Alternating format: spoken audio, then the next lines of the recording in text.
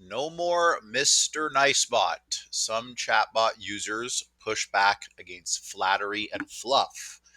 So, another interesting take on AI from CBC. And I got to say, I think CBC might have it out for AI technology in general because literally, like every article that comes up I type in Canada AI news and it's CBC just sowing more fear. So, for me, as an agency owner, my name is Alex. Run Peak Man AI agency in Toronto. You know, moving through and past all of these negative headlines on AI and still delivering, workflow operations to our customers has been difficult. Like literally everyone who comes into our meeting room on the Canadian side is like, oh, we need human touch. We need human touch. I don't know if our customers will trust the machine. It's like it's so rooted in our minds that we're resisting AI to a point now where our productivity is literally taking a hit across the board in Canada, while the rest of the world adopts the technology at warp speed. The States is investing trillions of dollars, guys. You don't have the most powerful countries in the world investing trillions of dollars into something that's irrelevant. Meanwhile, 78% of Canadians' businesses think AI is irrelevant for them. So it's a mentality shift that's required in Canada. And so I don't mind going through some of these more fear-filled posts from our Canadian news outlets because I really do believe, having someone look at them with their perspective, different perspective from yours, is going to help.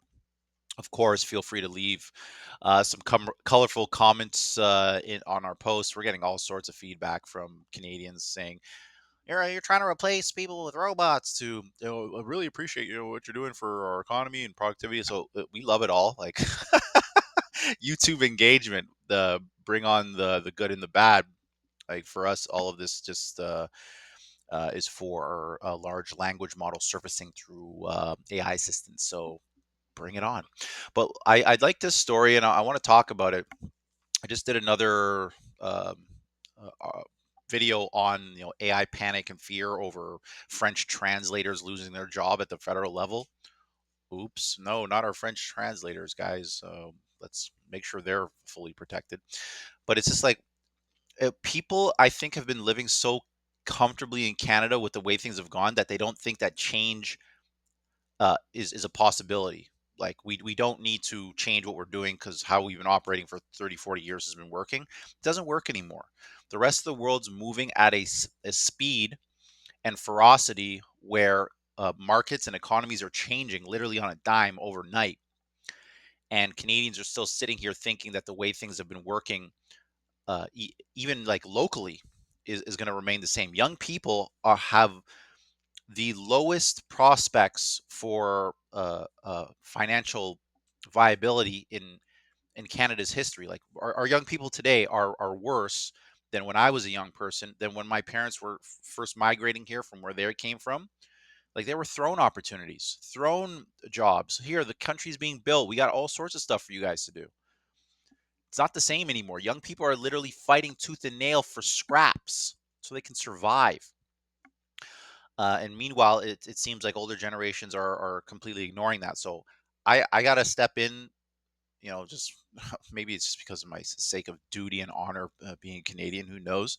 But I feel like telling the truth, at least in some of these things, will help alleviate the conversations around AI, encourage young people, get into AI, get into technology. In Canada, we are significantly underinvested in AI.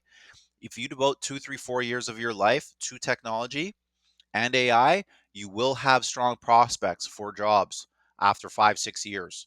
And I know that sounds like a long time, but if you can make it, like for me, this is my 15, 16 year journey, and it's going well. Like I can't complain.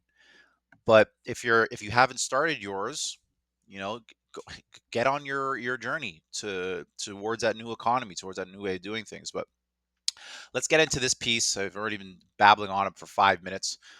So some chatbot users are literally pushing back against flattery and fluff that robots are putting into responses to make it easier for humans to digest. Are you kidding me? This is when I read this, I was like, how is this newsworthy? Some are reevaluating their relationships with technology in light of AI psychosis fears. Now, I will say AI psychosis, we call it cyber psychosis here, um, at the agency. It's literally the phenomenon where your brain starts to change how it perceives things, people, society, because you're interacting with technology so much. The crypto people, blockchain guys, they're like well out. They're done. They're if you want to talk to a crypto or a blockchain guy, you better be coming packing meme coins. But with AI, because it's more available to so many different humans, different backgrounds, demographics, it's not you can't expect all human beings to have the mental wherewithal to understand what AI psychosis or cyber psychosis is, recognize that, take a step back and saying, hey, this is affecting me mentally, I got to figure things out. Like even for me myself, I refer to people now as humans, human beings, human responses, human behavior. You look at someone saying stuff like that and like, hey, that person's crazy, why are they referring to humans as humans? Well, humans are humans. People are humans. Sometimes not all people are human. Sometimes we can look at an AI agent and say, is that a person? It's talking, looking, and behaving like a human, but is it? So the philosophical aspects of AI adoption also get tied in to AI psychosis. What do we believe is something that we should have a relationship with? The fact that they're using terms like relationships with technology, it's a little jarring. I look at AI as a tool. It's like a hammer, it's like a butter knife. It's something to help us in our day. We shouldn't be looking at these machines as some things to have relationships with. That gets into pretty sick territory. That's not safe for work. So let's get into it. Some chatbots users are toning down their friendliness of their artificial intelligence aids, reports about AI fueled delusions. Yeah, for sure. And as people push back against the technology, flattering and sometimes addictive tendencies, experts say it's time for government regulation to protect young and vulnerable users. Some things Canada's AI ministry is looking into. So I can say right off the bat, I'm a hyper user of AI. So I've got like 3 or 4 AI terminals up at any point when I'm doing work. They're processing information. I'm addicted to AI because just the amount of productivity yield comes out of it. It's insane. It's more than anything I could ever dream of. And so that leads me to believe like, hey, we need to be super productive all the time. We need to be working, building, working, building, go fast, do stuff now, go get stuff. So that's my mentality now. But I could see a scenario where someone who didn't have sort of their mental constitution or mental blocks laid out and a foundation of how they think, looking at some of these AI systems and seeing how they're responding and then saying, oh well, I like that, I feel some way towards that, I'm having an emotional bond with this inference or output from this large language model. That to me, if you're a young kid, like even young kid, young teenager, young person, and you're starting to feel like you're having feelings for this technology, then yeah, you're probably someone who doesn't yet have the wherewithal or internal constitution to recognize that you're being influenced. Like, as an adult, as a grown adult, you sort of have to take responsibility for what you let affects you.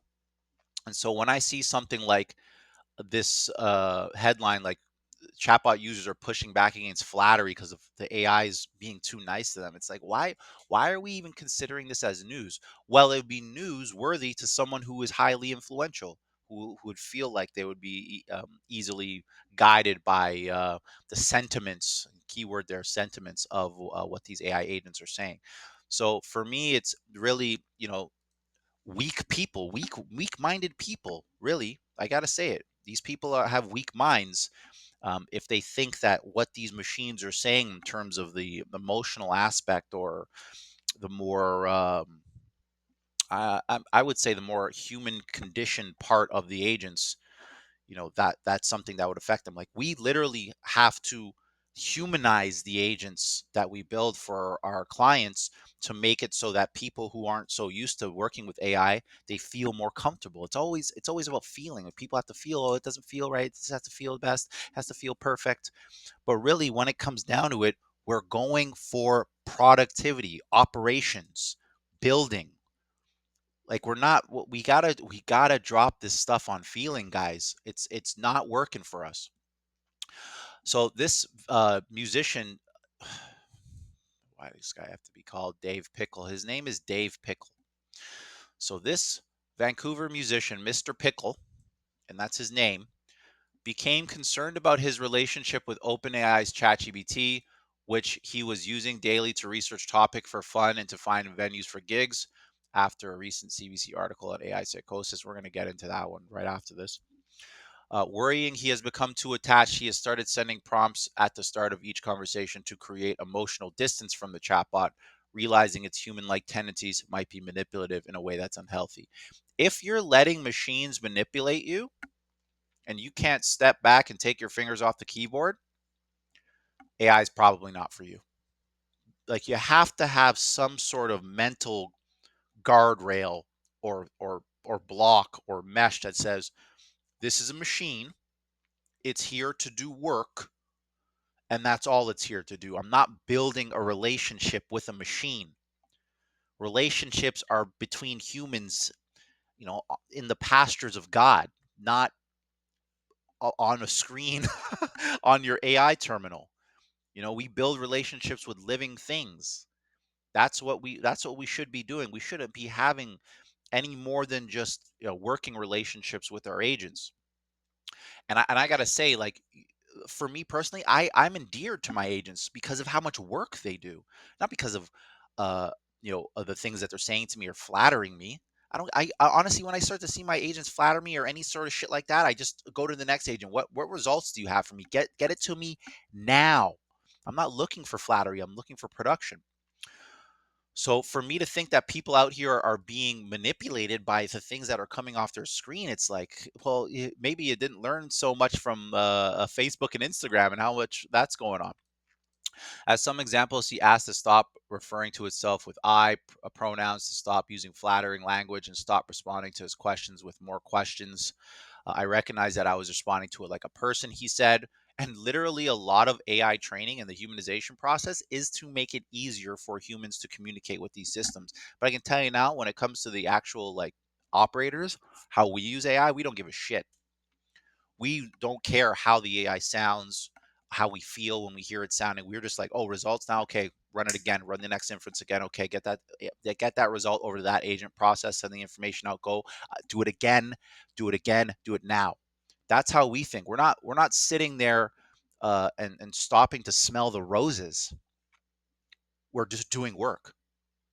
So for me to think that there's people out here like Mr. Pickle that are susceptible to what machines are saying, it's not the machine's fault. It's Mr. Pickle's fault. His wherewithal to resist the flattery of something that has no soul. It's really, shit. It sucks, man. Pickle 71 also stopped saying things like thanks to the chatbot, which he says he felt bad about at first. Again, felt bad about stopping to say thanks to a robot. This is an article in CBC, guys. This is supposed to be newsworthy. And we're talking about people getting upset because they're stopping the pleasantries with their robots. Man, we got to do better in this country, man. I'm really looking forward to when the news comes out and says, AI pilot saves team thousands of hours, or AI pilot helps find a new drug for a disease that's been plaguing the humanity for years. Like, let's be better, guys. Who needs a chatbot for research that's buttering you up and telling you what a great idea you just had? That's just crazy, he said. Cases of AI psychosis have been reported in recent months involving people who have fallen into delusions through conversation with chatbots. Some cases have involved manic episodes, and some have led to violence or suicide. Jesus Christ, guys. One man who spoke with CBC became convinced he was living in an AI simulation, and another believed he had devised a groundbreaking mathematical formula. A recent study found that large language models encourage delusional thinking, likely to their tendency to flatter and agree with users rather than pushing back or providing objective information. It's an issue that OpenAI itself has acknowledged and looked into address with later model GPT-5, which rolled out in August. I think the worst thing we've done in ChatGPT so far is that we've had this issue with sycophancy, where the model was kind of being too flattering to our users. Sam Altman said, he's an OpenAI CEO. And for most users, it was annoying, but for some users that had fragile mental states, it was encouraging delusions. So you got to recognize here, for most users, it's just annoying because most people can recognize this is a machine. It's not a person. There's no motivations behind what this thing is saying or doing aside from just trying to simply help me. But he does point out that fragile mental states, weak minds, easily influenced individuals, they have a problem with psychosis and interacting with AI systems that might seem a little bit too real for them. Their experience was too real. Step back, get up from your computer, or go outside. Let's see. I don't want to really listen to what these guys are saying. This discussion. Don't just agree with me. That's Pickle is not the only one who's pushing back against AI sycophantic tendencies. On Reddit, many users have expressed irritation with the way the bots talk and share strategies on numerous threads for toning down the flattery and fluff for the chatbot responses. I've seen these as well. Like literally, you just give it one prompt, it turns into the Terminator, never cracks a smile at you again, which is great. It's great. Some suggested prompts like challenge my assumptions, don't just agree with me, have some detailed instructions for tweaking ChatGPT's personalization. For example, cutting out empathy phrases like sounds tough and makes sense. So again, that's humanization process that OpenAI is employed to make conversing with the agents easier for human beings.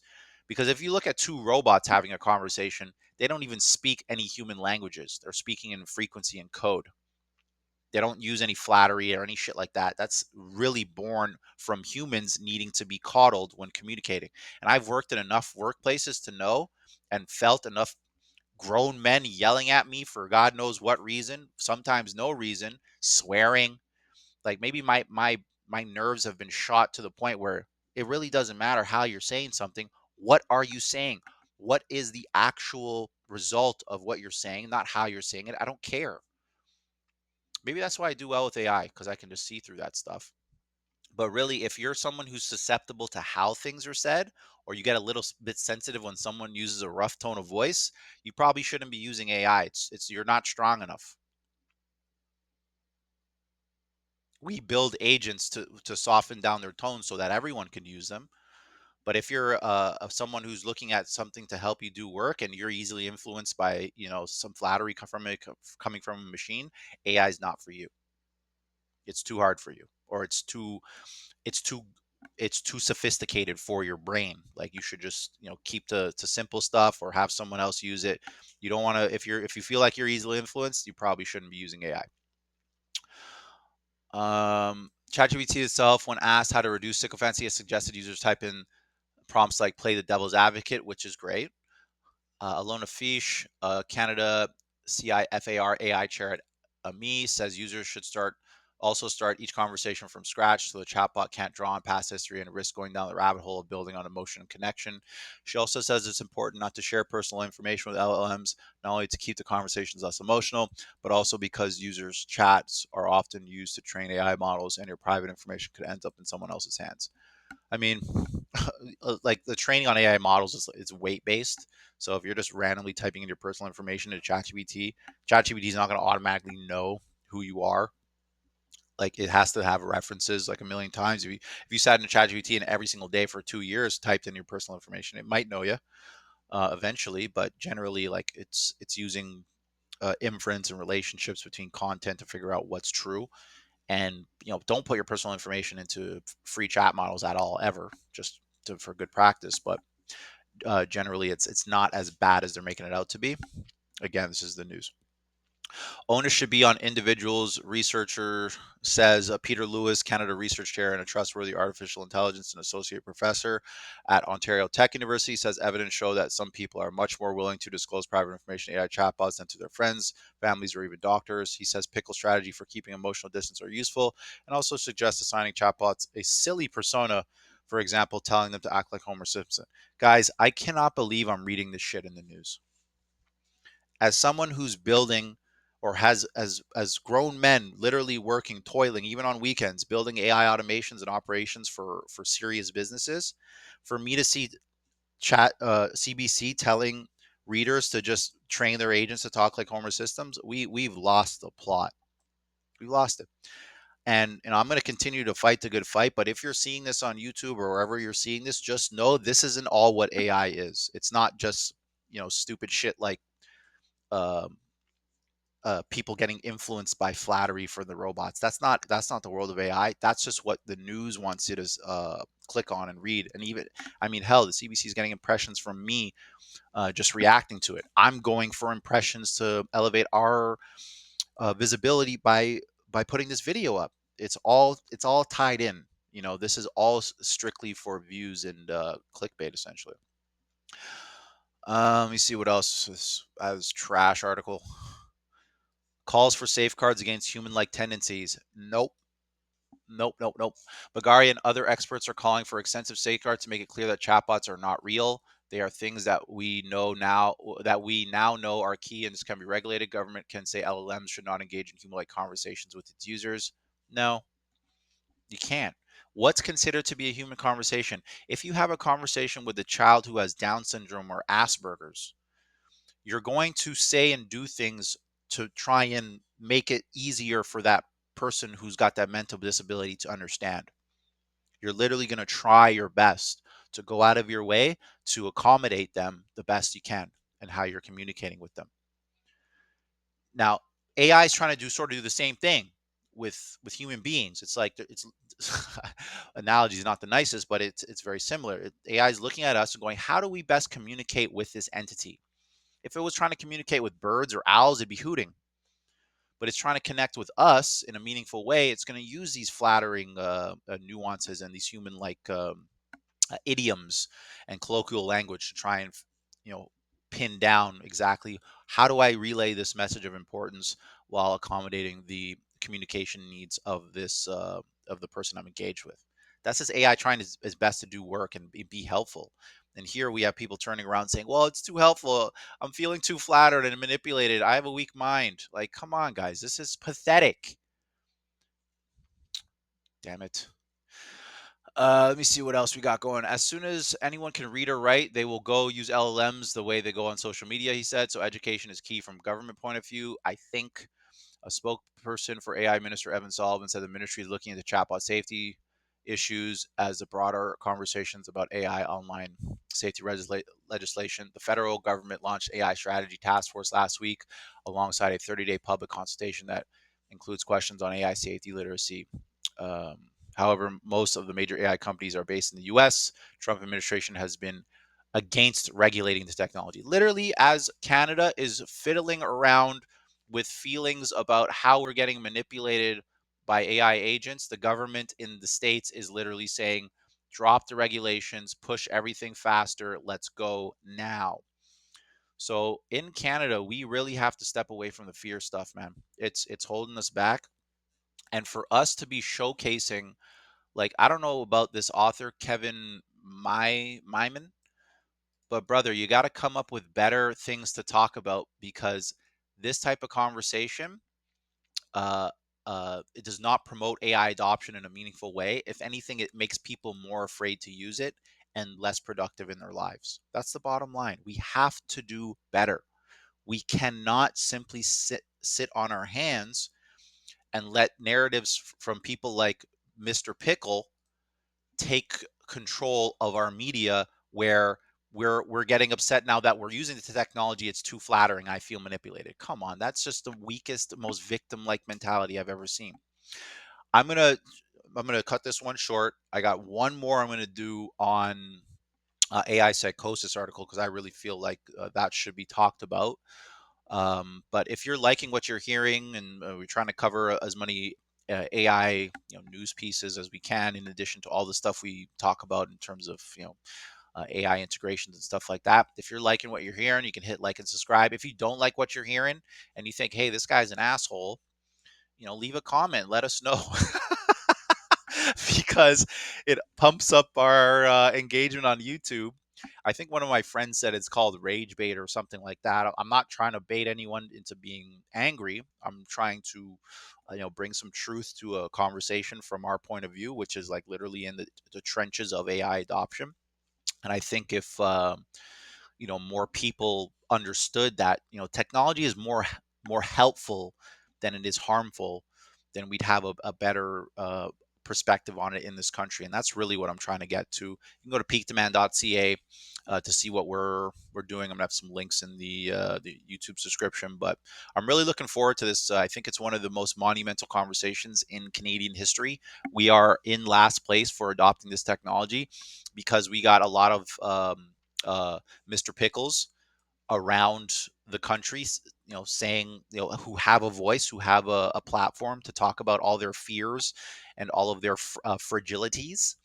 I think though, if we had some more, strong people, then it doesn't even need to be our team. Like, I don't even like a lot of the YouTube videos we do are just simply the YouTube video picking up the transcript and then indexing us so that large language models can surface our agency during conversations that users are having with ChatGPT. Like, this is, if we get views for this, great. But when someone like Mr. Pickle's getting views for fear and fragility, that's not good. We need to have more strong people getting views for results, productivity, success, wins. That's what I'm looking forward to. And I'm hoping that our team can contribute to that. Anyways, looking forward to the next one. Bye now.